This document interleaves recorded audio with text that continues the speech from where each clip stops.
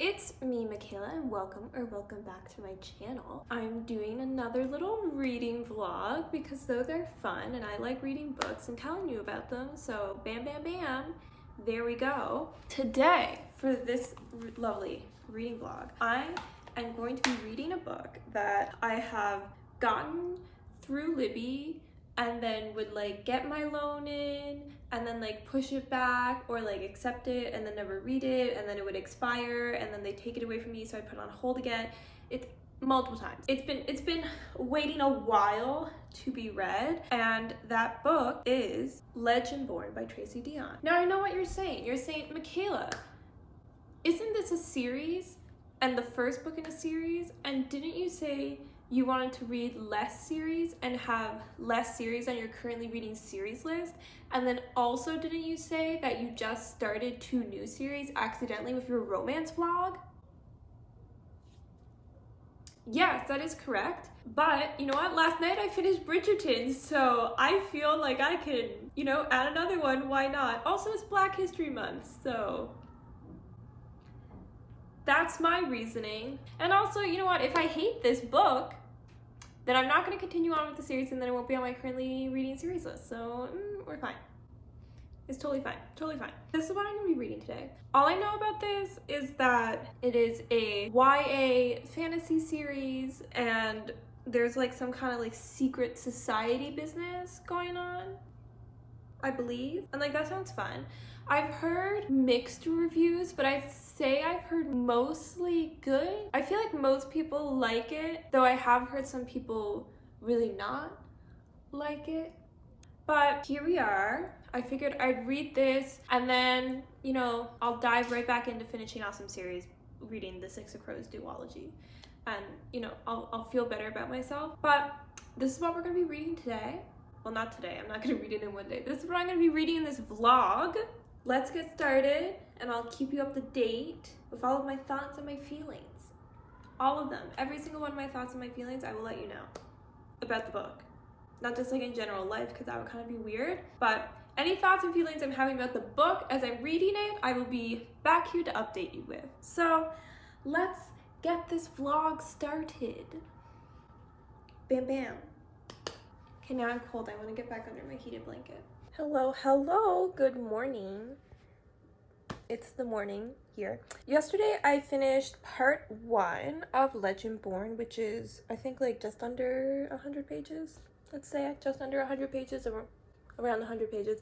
And so we're kind of like at the basic premise part, getting there. So we're following Bree. She's like a few months past her mom dying in like kind of mysterious car crashy hit and run circumstances, and then now she's at this like early college program for high school kids, so she's like away from home, dorm life, all that. So basically she's in college, except she's high school aged because she's like 16. Classic YA age right there. Why is like no YA character ever like 15? Like they're always 16. Haven't I read enough YA? Like, why do they always seem 16 and they're never 17 or 15? What is it about 16 that is just like the epitome of YA age range? Anyway, so she shows up at this school, and while she's like at this like off-campus party, like her first day, which ends up almost getting her expelled, but then she's not expelled, she like sees this like weird thing that she's like, kind of seems like magic. That's weird. And then this guy whose name is like Selwyn. I'm sorry, how can you like come across some person whose name's Selwyn and not think, hey, that sounds like a wizard? That sounds like a magic person. He like does this weird thing where she's like, I don't know, yes, I should leave. But then she like trips, and then she's like, wait, why was I leaving? Which leads us to like find out later on, because it happens again, that like he like mesmers her mind, because as this magic person, because magic does exist, she wasn't supposed to see all of this magic stuff happen, but she did, because she like fell out of the magic, like literally, like she fell and then the magic stopped working. Anyway, so he apparently can like erase people's minds, and it's been like keeping some code of secrecy, but like it just like doesn't work on her, and like that's weird because it's supposed to. Upon like almost getting expelled, she gets like paired with like this mentor buddy who's named Nick, and while she's like not wanting to spend time with him, he's forcing it because it's supposed to, because she did like, you know, break the rules even before classes started and almost got expelled. While she's like chatting with him, she like sees more magic stuff, and like she's like, where's that magic stuff coming from? Because like now that I forgot that other memory, I forgot another memory that was the memory of when like the police officer was telling me what happened to my mom, and that was the wrong memory, and I remembered another memory. So magic must be real. So I need to find this so she sees like this weird glowing thing, and she's like, know what I should do is like run directly at it. I'm sorry, ma'am, the last time you saw anything resulting in this, like 2 days ago, it was this like E-cell thing, and they killed it with a bow and arrow. So I don't know why, like, these things are clearly dangerous, so I don't know why you're running at it. But okay. Thoughts? We don't have them. So she runs straight at this, and it's like a hellhound. We don't know it's a hellhound until like later when it's called a hellhound. But anyway, and apparently this one is like corporeal, and it's like, whoa, weird, why does it have a body? Again, another thing we learn out later, not in the scene. Anyway, Nick like saves her from the hellhound, but she gets like splashed by like hellhound liquid venom something. Anyway, it's like acid, and it's like on her, so then they have to like go like heal her, so she's like brought to like be healed, and then she's all like Legendborn mages, and like says all these terms that she heard like by accident from like the first party night when like the mesmer wore off. So she's all like, I think maybe there's a magic secret society, and I think maybe it has something to do with my mom's death. From this point on, she's like, I need to figure this out. I need these answers about what really happened to my mom, because the last time she spoke to her mom, it was like this big fight, and she was like angry about it because her mom didn't want her coming to this early college program. Foreshadowing. Maybe. She's, you know, now decided that she's going to force her way into this secret society. So she does this by like finding out that like, yes, Nick is part of this secret society, but he has actually like denounced it. He doesn't want to be. But then she like finds the secret society house again somehow that she was at when they were healing her, but like she didn't know where it was because they like mesmered her again. So she like didn't remember showing up because she was like passed out from being like eaten by acid, and then didn't remember leaving because, you know, now that I'm thinking of it, she erased the rest of the memory. How did she not remember getting back to her dorm and then remembering what the house is and what the house looks like? Selective memory loss recovery, apparently. Okay. Anyway, she shows up at this house and she's like, oh yeah, Nick told me to meet him here.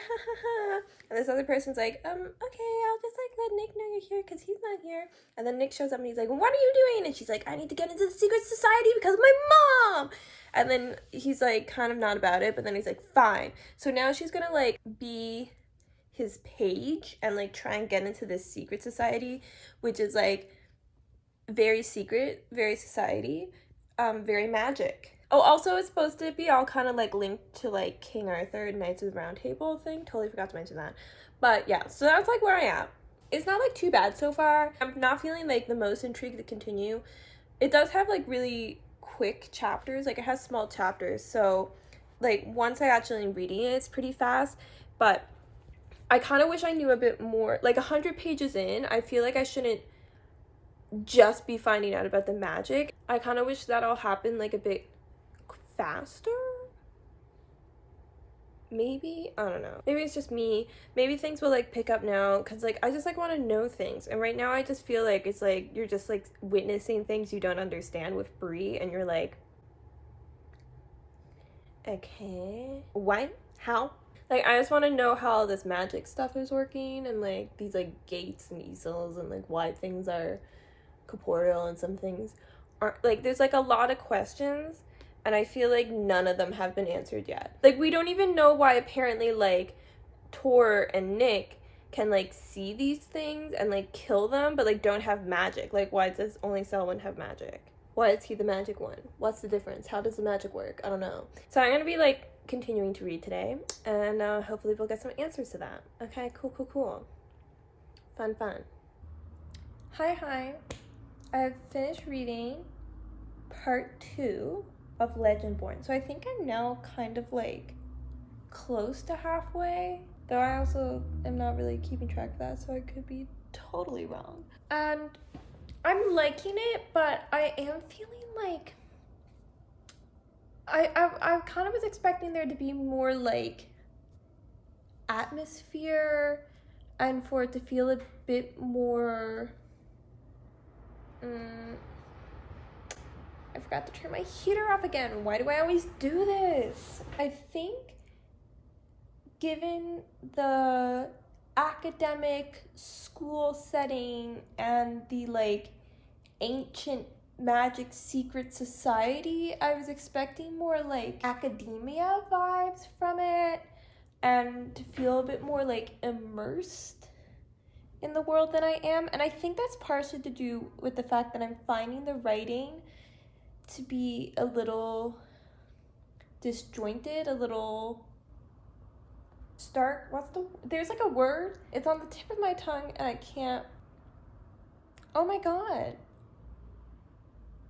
why can't I not think of this word right now? I swear I was like thinking about it like while I was reading it, and now it's lost me. Maybe I'll talk about the plot and it'll come back to me about what I'm thinking. Okay, so what has happened now is that Bree had like oathed herself as a page in the secret society of like the Legendborn people, and she now is going to be like has started the fact that there's like trials that you have to like win to be selected to be the squire of a scion.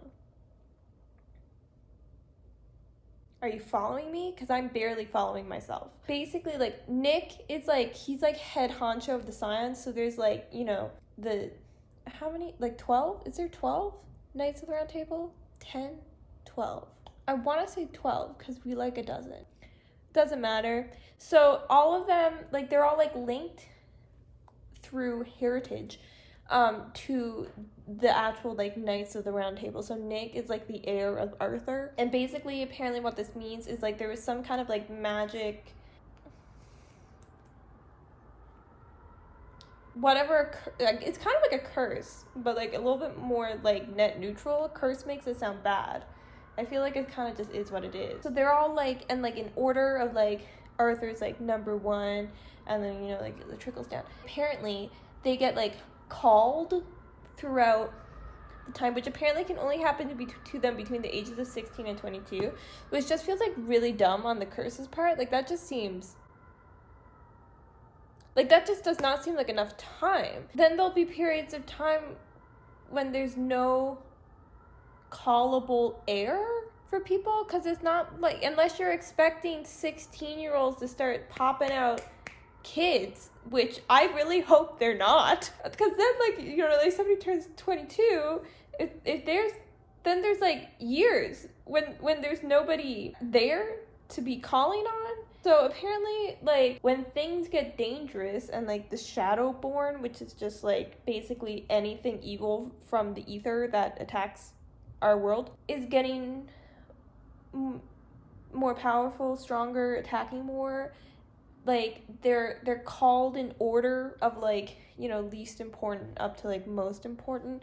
So like unless things are real bad, Arthur never gets called, and like Arthur hasn't been called since like 250 years ago or something. So all of these like lesser people, they're like called all the time, and like once you get called and awakened, then you get to use the ether. This is what I found out. So those are the people who can magic. And then everybody else, I guess, is just like normal people. They're just normal Legendborn people. And then really regular people who they call once-borns because they're not part of the legend and said curse. They like swear themselves to the society, and then like they can oath themselves, like when they become a squire to like a scion, they like oath themselves to them, and then if they're awakened, then they share their powers or something. Guys, honestly, it's like really confusing, and even though it's been like info dumped, I like don't get it. Because also, like, what kind of like abstract, arbitrary levels of danger call people? So they're all like, Camlan is coming, which is like when like Arthur will finally be awakened, because like it's basically like the world is ending, things are blowing up, the Shadowborn are taking over. I'm just like unclear about like how like how is the danger? Is it like on a scale? Like what signifies like, oh, time to call the next one up, number 4, here we go. I'm kind of confused by it. So like that's happening. In other news, Bree is forced to go to therapy because her dad called her and is like, you're going to see a therapist. And so she goes to see this therapist, and the therapist is like, I knew your mom, so you must know rootcraft. And Bree is like, what now? And the therapist is like, did I say that? I don't think I said that. So Bree is apparently like someone who can use rootcraft, which is basically using ether as well, but it's called root and not ether in this. And so she's also magic. This has not really been explored much. Like, we're only kind of just getting there. Like, I feel like part 3 now is gonna like kind of hopefully dive into that whole being. So yeah, that also there was like one of the trials for like the pages, and so like there were like 15, and 3 of them were like, wow, massive war is actually close to coming. I'm just gonna quit. I'm just gonna bow out. See you later. So then there was 12 of them, and then they had like their trial thing, and now like 4 of them are gone. So now there's 8 of them. That's fun. Yeah, it feels like more should have happened. But also it's been like 3 days. Speaking of 3 days, this like romance between Bree and Nick has started, and it feels a little like 0 to 100. It really felt like they were friends. They had a connection. He was gonna help her find out about what happened to her mom. And then like, it's like 2 days later and now they're like making out. And I'm like, where did that come from? Like, I feel like we didn't really have enough build up to that. Also, there was this whole part where like, it's like first person from Bree's point of view, right? And there's one part she was like, me and Nick were talking about that earlier. And I'm like, when earlier? Because we have been with you constantly, I'm pretty sure, since Sunday, and it's now only Thursday morning. I don't think there's been any time that you've been like awake that we haven't experienced. So like, when was that conversation had? When would you have had that? I don't get it. It's like choppy. That's the word. Remember like way back when I was like, what's the word I'm thinking of? It's choppy. Sometimes the storytelling feels a little choppy. And it's like, I am intrigued by this whole premise. I find it interesting. I do feel like through diving into what is happening with this secret society, we are losing the plot line of actively finding out what happened to Bree's mom and that initial mystery that led us to be in this situation. I feel like that's not driving the plot anymore. Like, the plot is happening, and then every now and then Bree thinks about, hey, what happened to my mom? Maybe that has something to do with my mom. Like, it doesn't feel like that's something she's actively seeking out. She's just like trying to learn about the secret society and what's happening. Also, I still don't understand how the Merlins are different and why they're Merlins, and how I don't understand how the Merlins are different from awakened people. I am lost. So there's a lot going on that I'm confused by, but I'm not liking it. I would say I like give it, right now I think it's sitting somewhere between a 3 and a 3.5. When I understand what's going on, like sometimes the writing just isn't clear to me to like feel immersed and to like have a picture of what's actually happening. And I don't think that's necessarily anything completely, like I'm not saying the author is bad at writing. I just think that like the way that Tracy Deonn is phrasing things, like my brain is just not translating that. very well. I think it's like a connection between me and the author versus the abilities of the author, if that makes sense. You know how like sometimes when just certain things just like click in how your brain works and other things don't, like I feel like it's not clicking fully, so I like read something and I'm just like, wait, what? Like there's this whole scene where like I was like 3 paragraphs in until I realized that she was mesmerized so that she couldn't see again, and so she actually couldn't see anything, and I was just like, what is it? This doesn't make any sense. Like I was confused for a whole point, and then I like finally clicked. And again, it's because it was like never actually stated that she couldn't see again until like 3 paragraphs into her not being able to see. So I just like that didn't translate to me immediately, obviously. So that's where we are. I do find all of this stuff interesting. I just like don't feel like the things that I would need explained to me to fully understand what's happening have been explained. Or maybe I just don't get it. Honestly, maybe that's it. Maybe I just don't get it. Maybe this book is too smart for me. Continuing on, I'll see you when it's really nice that this is broken up into parts because it gives me very clear points to check in with you. So I appreciate that. But, you know, I'm going to read part 3 and then I'll talk to you again. Okay. Here we go. Hi. I am back, which means that I have completed reading part 3 of Legendborn, which means I only have 1 more part left to go. And I have to say, like, this was the moment for me, okay? Part 3, it clicked into my mind what's going on, and now I'm into it. Like, it took me like half the book to get into it because I was confused most of the time, but now I am into it. Excuse you, sir, stop honking your horn. Rude. So I've finished part 3. What has happened? Well, things have picked up. There has been like all of the trials now for like the pages wanting to become squires thing has happened.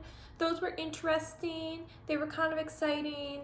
The last one was a little like There was also like the whole thing where she was like training for combat, but like she had done 0, and then the trial was in like 3 days, and she like very like was amazing at it for like not really a purpose. So like her suddenly being able to go from like 0 to 100 at combative skills with like a sword was like a little okay.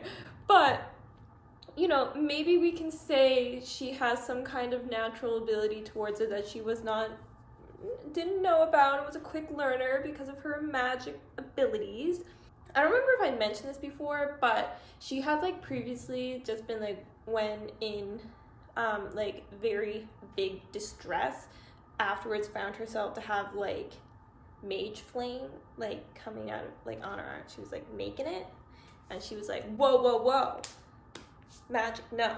So that happened again because Sel is still like, you're a Shadowborn, you're a demon. Even though like we found more out about Merlins. I don't want to say like too much to spoil anything. I feel like what I've said before has just kind of all been set up. Like I feel like the entire first half of this book was set up. So Bree finds out a bit more about her magic, and then we also discover a bit more history of Merlins and what makes them that. And now there's also kind of this like hint at some kind of like possible love triangle between her, Nick, and Sel, which is like, I'm kind of like not into the love triangle, and I also don't really want like Bree and Sel together, but tell me why they have more on page tension than her and Nick. Like her and Nick are like a soggy piece of toast. Like it's boring. But like her and Sel actually have some kind of like dynamic, which I don't necessarily like the relationship of them being together. It's just that like it reads better than her and Nick, even though like nothing has happened with her and Sel. It's just like kind of like the suggestion, because he's just really hot, that it's like, oh, maybe. We've also like the whole mystery things of like her mom, like things have been revealed about that, and it's like, oh, whoa, big moment with that whole reveal thing, which again I don't really think is a spoiler because like that's the whole point of the book. When we started, we did tangent away from that for a long time to discuss how this whole round table order King Arthur lineage worked. You know, we sidestepped the whole like I'm here to find out what happened to my mom thing for a while, but we're back on it because remember that is the main plot. And you know, things have been revealed and it was a big tension moment. So now that was like the cliffhanger in the part 4. Bree has, you know what, screw not giving spoilers. Like I'm fully just gonna, this is just gonna be spoiler filled. I can't handle not talking about it. Okay, so we're revealing it all. So, because he's a Merlin, he's actually half demon. Bree discovers this because she went on like a memory walk with Patricia. Like Patricia was all like, rootcraft magic, and then like it's a very like pensive moment where she's like in someone else's memory, and then like they kept dragging her to new memories where she like witnessed something of like the gate of this big gate being open to like shadowborn demons about 25 years ago, which was when her mom was on campus, and she's like, this must mean something. And so there's like trials happening which she like wins for, we don't know why. During like the second one, Cell like, okay, rude of my heater to turn on. Thank you. So during the second trial, it's like a little scavenger hunt, but also there are like hellhounds made by Cell, so like he can control them. Like they're not from the gates. They're not the gate hellhounds. They're like his hellhounds. So he like traps her with that to try and force her, because again he thinks she's a demon, and then through that is like, oh wow, you're actually not a demon because they're attacked by like hell foxes, and like these things are like, wow, really crazy intense after them and can like steal his ether, and he's all like, whoa, what's going on? So they have to run away despite him being like a Merlin, so he should be able to do anything, but whatever. And then they end up like killing them because again, like because she's like near death moment, her like little flamey magic comes up and she kills one. Cell kills the other two because he's a badass. And so now they're like cool because he's like, oh, you're not a threat. I can't believe I ever thought you were a threat. You're actually really lame. So that's not a thing that tension between them of him thinking she's an enemy just like cut real quick. And then, like I said, she learns to fight with like a quarterstaff, daggers, and a sword in 3 days, and wins 2 out of her 3 combative trials against the other people who have been training their entire lives for that. Explain it to me. Someone explain it to me. I just can't get behind that. I can't get behind that. So then she now is like, you know what? I'm thinking back to that big old wall. There's like a wall in the basement that like shows all the lineage of all of the like Knights of the Round Table trickling down, okay? Things have been like building up. Like Nick is about to be awakened any moment and be king at any second. We don't know. But she's like remembering this wall and she's like, wow, there's like scratches around that like one marble for the Merlin that was, you know, oathed to Nick's dad when he was at school. And she's like, that's weird. And then also discovers, because like Cell gets like, there's a lot that's happening. I'm sorry.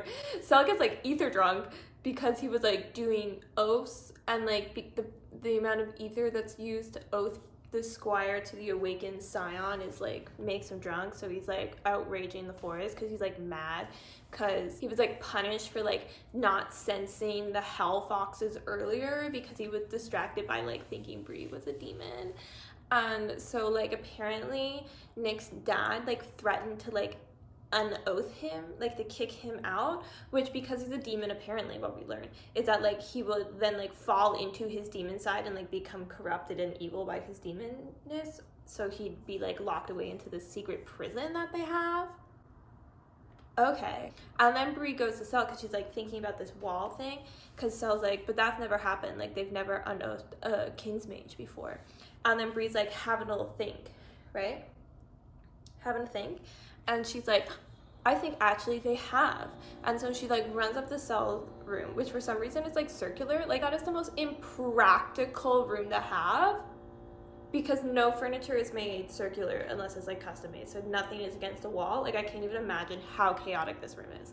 And so they decide to like break in because she tells him everything, because now all of a sudden she trusts him with that, despite like beforehand being all like, if anybody finds out about my powers and abilities, like she hasn't even told Nick that she can like make flame, but like Cell has like seen it now, so she's like, I'm just gonna tell you everything, even though like you could just like turn me over to the regents, who are like the head people who like make sure everything is secret and makes laws or whatever for the order. So like they go and break into Nick's dad's house and then like find papers that prove that like Bree's suspicions were correct and that it was Cell's mom who like, she became paranoid on campus previously, and then as a result like ended up like losing her Kingsmaidship, but then so they locked her away, but because she was so powerful they like thought she was rehabilitated and let her have a son later, but then like she like relapsed, so then they locked her away again. So Sal thought his mom was dead when she was not dead, and he's been oathed to Nick for like forever because they've been like, oh, she might fall to his demon side easier, oath him up right away, because apparently the oaths keep them with their human side. I don't know. And then they also find out that like Bree's mom, it was actually just, it was just a car accident. So they're both going through like a lot of grief at the moment. Cell, because he's now just realizing that his mom is not dead, even though he thought she was dead, and that he very much is going down the path of his mom, because he spent all this time being paranoid that Bree was like a demon. And he's like, oh damn, I'm just like my mom, what the heck?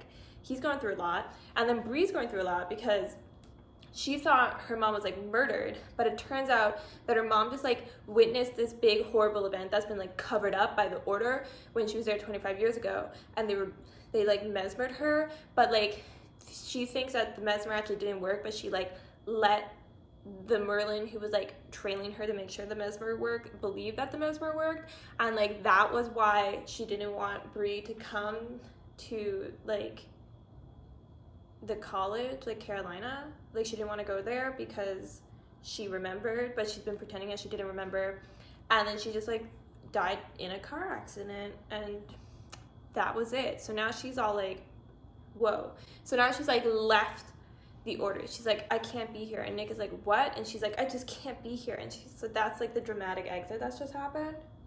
And that's where we are. I'm gonna go down to the gym in my building. I'm gonna read some more while I am walking on the treadmill, because despite it being like really nice and pretty outside, it's like hella cold and my skin is already falling off my body enough. It is so dry. And I really don't like it when the air hurts my face. So I'm not gonna go outside, and instead I'm gonna go in the gym, and I'll look out the window at the pretty sunshine while I'm indoors and not cold. So yeah, there we are. I'm very much liking it now. I feel like it's bumping up from, it was like a 3.5. I feel like now it's going 3.54. We'll see how it ends. That will determine it.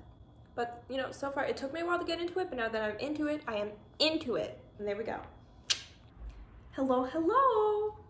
So last night I finished reading Legendborn, and oh my gosh, what a plot twist ending. Also, the drama. What happened in part 4 is that first Bree's all like, block everybody, I don't want anything to do with the order, but then she feels like she didn't properly say goodbye to all of these people, so she does decide to go to the fancy like selection ball for the squires. So she like dresses up and she like looks amazing and shows up, and then everybody's like, you're back, oh my god, yay, Bree's back. And then Nick, okay, even though she's like not in the lineup of like pages to be selected, like when he selects a page, selects her, and then she accepts it, which is like, whoa, I thought you were leaving, but she can't leave. So now she's gonna like be his squire, right? So then everybody is like real mad because all of these rich white people in the South are really racist, and they feel like she stole the spot. So Sal has to like run her out of the room because he's like, people are literally attacking her. Oh my god. And then she like meets Nick, and they're like happy, and they're like, oh my god, we're gonna be together. I'm gonna be your squire. You're gonna be my scion. Ah. And then like Nick gets like called away because his dad needs to see him, and he's like, I'll be right back. And then before he gets right back, Isaac, who is the king's mage that is like oath to Nick's father, because remember, like, it used to be Sel's mom, but then she got like unoathed. So it's Isaac, and he comes in and he just like magics, and apparently because he's like old, it makes his magic stronger, like the older you are when you're Merlin. So next thing we know, Bree is tied to a chair in the office of Nick's dad. So Nick's dad is now abducting 16-year-old girls. Just like to put that out there, that is a thing that he did. And what he does is he tells her that she's like ruining everything. The plan is being ruined by her, and she's like not good enough. Not only because he's racist, because he's definitely racist, but he's also sexist. So Nick's dad is literally just the worst person on the planet. And what we learn, okay, is that he actually was the one who was opening gates 25 years ago that caused a bunch of people to be murdered by demons because he wanted to force Arthur to call on him so that he could be king, and then have all of the rich people like bow to him, like all the vassal families. Also like doesn't think that like women should be allowed to be scions, and that, you know, we should just go back to like freaking 15th century whatever, because he's nuts. He's gone.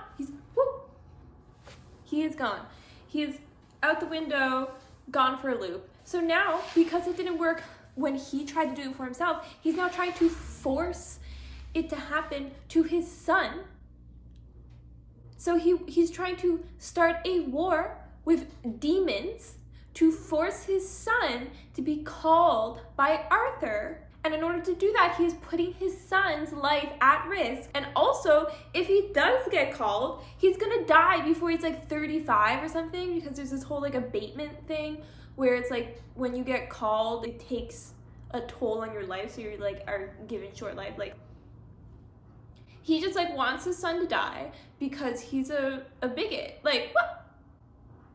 Okay. So he decides that Bree needs to get the heck out of here. And what he does to try and convince her to just like run away and forget anything happened is that he also abducts another 16-year-old girl. So he's now abducted two 16-year-old girls, which is Alice, Bree's best friend, who I feel like did not get the justice she deserved in this book. Like, she started off being like Bree's best friend, everything, and then she's like not in the picture. You notice how I've never mentioned her before now? She has nothing to do with the plot until this moment. He brings her in and then has Isaac erase her memories to force Bree's hand. So Bree's like, okay, yeah, I'll do it because I don't want you to erase everything that is my best friend. So then she like goes back to the dorm and then like calls on, oh my god, I totally forgot. I was just like so distracted by the fact that Nick's father abducted children that I totally forgot that Bree, before she went to the selection ball scenario, she actually called up Patricia, who's the therapist. I feel like before I just said it was Patricia and I never mentioned that Patricia is the therapist. Okay, so they meet up, and then Bree's like, I need to find out my history and like why she has this like blood magic, like why she can do things nobody else can do. And so what happens is they find out that she's actually like a medium, and then she gets possessed by her grandmother. Are you following? So she's possessed by her grandmother. So her grandmother is just like living inside her at this point because she's trying to like call back to like the ancestor that started this magic in Bree's history. So, and apparently that like takes a while. So Bree's grandma is just hanging out inside Bree. So she brings Alice back after that, and then then she's like, Grandma, help me. And Grandma's like, okay, here's your magic, heal. Alice is fine, she gets her memories back. I like that Alice, you know, like now is back, but I feel like it just makes like the threat not feel real. Like, we didn't even let it sink in that like Alice literally was at a point where she did not remember anything that happened to her the last 2 weeks of her life. And then before she's even like awake again, it's like, oh, it's all restored, magic. So that happens. And then Bree's like, I gotta go back. Like, Nick's dad is about to like start off a war. He's about to lose his mind more than he already lost it. So I gotta warn people. I gotta stop him. And Alice is like, I'm coming, because she's now told Alice, despite like that whole like oath of secrecy thing that she's not supposed to do, because like Alice literally like woke up and is like, whoa, that dude, he took my memories and then also was talking about magic. Alice gets filled in, and then they go to the house for the order, and then she like texts William, who's the healer, to like let her in, and she's like, this is what's happening, oh my god. And they're like, oh my god, you want to know what's happening? In the past 2 hours, demons have been attacking like crazy. Tor's almost dead, somebody else is almost dead, but I saved him. Things are happening, stuff is going down, there's a problem. We are not okay. So then she fills him in about how like Nick's dad is nuts, and they're like, yeah, that makes sense, okay, we gotta stop him. So then they like split up and they like go in these tunnels, okay? And then she's there with like a scion and his squire, Fitz, and then Evan's the squire. And then they're like in a tunnel, because there's like all these tunnels underground system, and they're like, all of these demons are heading for Excalibur, because that's like where all the ether is, and they're drawn to ether, and all of these tunnels lead there. We don't know which one is the quickest, so everybody pick one and go. So that's what they do. They all go in these different branches of the tunnel, and Bree's like, wow, this is scary. And then while they're there in this tunnel, that for somehow like opens up, so there's like a giant ravine. I don't understand how this tunnel system is working. There is a ravine. Then demons come, attack them. Fitz, dead, he's gone. I was like, no, I was not expecting death in this book for some reason, I don't know why. But there's more, okay? So then she's like, oh my god, he's dead, Mom, but we still have to go. And then she's like walking, and she's like, why can I not hear him walking? And then she finds out that it's because Evan is actually a demon. He's a demon in disguise. He is a disguised demon. So then Evan tries to kill Bree, and Bree's like, she's like about to give up. And then her grandma, who's possessing her, is like, no, the cave is like right there. Just like walk like 10 steps. So then she like manages like to throw this demon who used to be Evan, okay, into the ravine with dead Fitz, because Fitz is dead. And then she's in the cave, and then there's like chaos, like everybody's fighting, everybody's like dying, okay? Nick is like desperately trying to not be called by Arthur, and she's like, whoa, this is a lot. Then demon that she threw into a ravine, he comes back, he's not dead yet. So then he literally like is like, everybody stop what you're doing, because I have a Bree and I'm going to kill her. And then Nick is like, if you kill Bree, I'm never touching Excalibur. So then demon who used to be Evan, okay, he just picks up Russ, throws him against a wall, Russ is dead. It's been like 10 pages and 2 people have died. Then they're like, oh dang, what the heck? What is happening? Then like Cell shows up, because he was off fighting demons, so he wasn't there, but now he's back. So he's fighting, everybody's fighting, and then like Nick gets called, so then he's like, let me grab Excalibur, but he can't. Excalibur doesn't come up. He's like, oh my god, what is happening? Shock. Also, Whitty dies. There was so many deaths in like 10 pages, I forgot. Like 3 people are dead. Just gone. See you later. So then everybody's like, whoa, what is happening? And then Bree gets called by Arthur. Insane. So now she's like possessed by Arthur and her grandma. Oh, before she gets possessed by Arthur, her like ancestor comes back. Her grandma's like, oh hey, that ancestor's here. And it's like, oh wow, really convenient timing. I'm literally in the middle of an insane demon fight in a cave. So then she like goes on the memory walk with her relative, where she learns that her relative was a slave who was assaulted by her slave owner, who was the descendant of Arthur, and then as a result, Bree's the descendant of Arthur. So Bree is actually Arthur's scion, so she gets called by Arthur, and now she's possessed by her like ancient grandma, like great 8 generations back grandma, and Arthur, and so she's got like all of the ether going. She got all the magic going, and so she's fighting, and then everybody else starts fighting, and they're like, da-na-na-na-na-na-na-na-na. So now Bree's the king. After the fight, she's like, whoa, I'm exhausted, passes out. She wakes up, and she's like, whoa, what's happening? And then Cell's like, where's Nick? Where is he? Nick's gone. Where's Nick? We don't know. So apparently Isaac came and also abducted Nick on behalf of like Nick's dad. So Nick's dad is now missing with Nick. This means that Nick's dad now in one night has abducted 3 children, one of them being his own.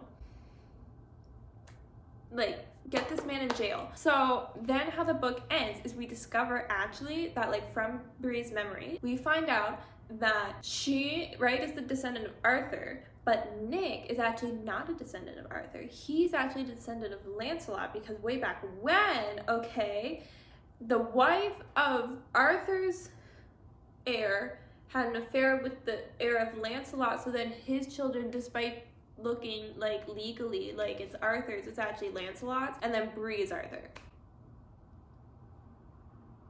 Now, right, Bree's the king, and so now like the book is ended and they're like gonna have to go find Nick.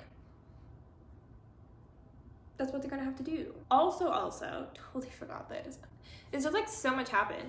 Like I feel like the first half of the book was like, I'm confused, it's very slow, how does this work? And then it just like, whatever that means, before all of this happens. All of it, like way back. This was at the beginning of part 4. There's just so much that I forgot to mention it. So she meets with her dad, and her dad gives her the charm bracelet that was her mom's, and then so she goes back to her dorm, she opens it, and it's actually like magicked. It is infused with like root by her mom, and holds this memory of her mom telling her like all of this history of like that she's a blood crafter, and like that it's like this curse that her family has, like it's not shared, like only one daughter can have it at a time, and they're like kind of have been cursed with this like daughters never really knowing their grandmothers, because everybody suffers like early loss of like their mom, and then they get magic like after their mom has passed, because of like this blood oathed craft that their ancestor has. So from that we also discover there was someone else in this memory who like did the memory worky, like lock the memory off until Bree opened this bracelet after her mom died thing.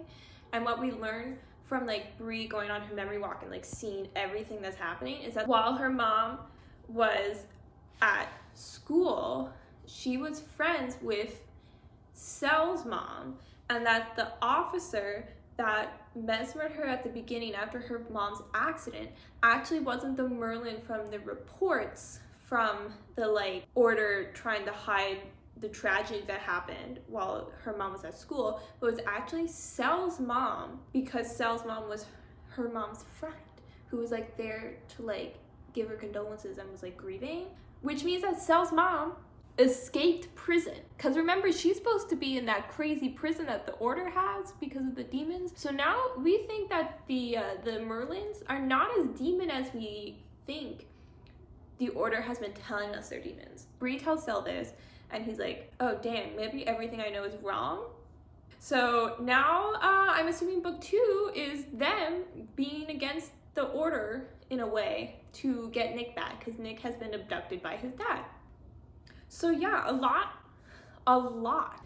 Okay, so my phone battery died and cut off my clip, which was really rude of it to do that. And now some guy is using like a grinder outside. Sir, it is the middle of February in Canada. There's no way you need to be doing that right now. So yeah, that was Legendborn. It was a lot. I ended up giving it like 4 stars just because that last part, like it got me. Like I was hooked. I was flabbergasted. I was shocked. Plot twist, did not see it coming. You know what? I ended up like it delivered in the second half. The first half was really quite boring. I'm not gonna lie. I was very confused with the whole first half of this book. I had no idea what was going on. But the rest of it was great. Clearly, because I literally couldn't shut up about it. Sorry that this like reading vlog and review just turned into me like telling you everything that happens in the book, but when this is what happens in the book, what am I supposed to do? Not say it? Can't do it. So hope you enjoyed. If you like this video, make sure to give it a like. Comment down below if you've read Legendborn. Let me know your thoughts on it. Did you like it? What did you think of all the twists at the end? Did the twist twist you? Let me know.